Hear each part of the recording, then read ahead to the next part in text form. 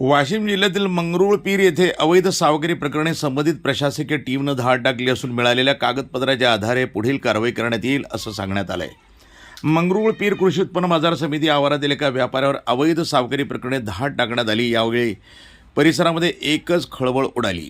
बड्या व्यापाऱ्यावर धाड पडल्याची वार्ता सर्वत्र पसरली। मिळालेल्या माहितीनुसार संबंधित अधिकाऱ्यानं कसून चौकशी केली। या चौकशी दरम्यान काही गोष्टी मिळाल्याची कबुलीही दिली। त्यानुसार ही कारवाई करून माहिती प्रसार माध्यमाला ती देण्यात येईल असं सांगण्यात आलं। या प्रकरणी संबंधित व्यापाऱ्यावर नेमकी काय कारवाई होणार याकडे सर्वांचं लक्ष लागलंय। दरम्यान अवैध सावकारी विरोधातल्या पडलेल्या धाडीमुळे परिसरामध्ये खळबळ उडाली। मध्ये शेतकऱ्यांच्या मालाचा लिलाव थांबवण्यात आला होता। खूप वेळापासून मालाचा लिलाव होत नसल्यामुळे शेतकरी आक्रमक झाले होते। सकाळपासूनच उपाशी तापाशी माल घेऊन बाजार समितीवर येऊनही लिलाव होत नसल्याने तर ढिसाळ कारभाराविषयी शेतकऱ्यांनी रोष व्यक्त केला। एका व्यापाऱ्यावर धाड पडली म्हणजे बाजार समिती बंद करणं हे चुकीचं असल्याचे शेतकऱ्यांनी बोलून दाखवलं। ते अवैध सावकारीच्या संबंधाने केलेली आहे। अवैध सावकारीची यांच्याकडे आमच्याकडे तक्रार आली होती, त्या अनुषंगाने आम्ही चौकशी केलेली है। ज़्यादा कुछ नहीं मिला है, जो भी मिला है उसका हम प्रेस नोट में दे देंगे। सकाळपासून आलेला पण जेवण नाही केले, अजून धाराशी झाली नाही।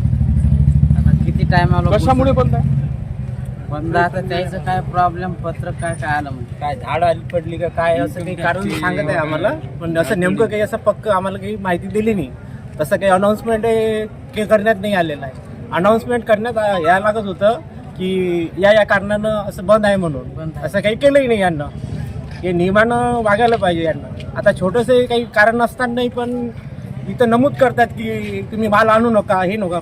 आज समजा सकाळी 7 वाजतापासून इथं मार्केटमध्ये आल्याच्या नंतरही आतापर्यंत बंद आहे खरेदी। अर्धवट याच्यातून बंद केली। एकच व्यापाऱ्यावर काहीतरी धाड वगैरे पडली म्हणून, पण हे बाकी व्यापारी तर आहेच ना। इथं व्यापारी वाढवण्यात यावं ना, मग काही ना काही कारण तर लागेलच ना, आहे की नाही? शेतकरी का मूर्ख आहे का? मूर्ख आहे का? सकाळपासून इथं आले आणि त्यांचं नियोजन नाही, खाणं पिण्याचा काय बांधे व्यवस्था असायला पाहिजे ना काही ना काही। NTV न्यूज मराठी, मंगरुळपीर वाशिम, प्रतिनिधी फूलचंद भगत।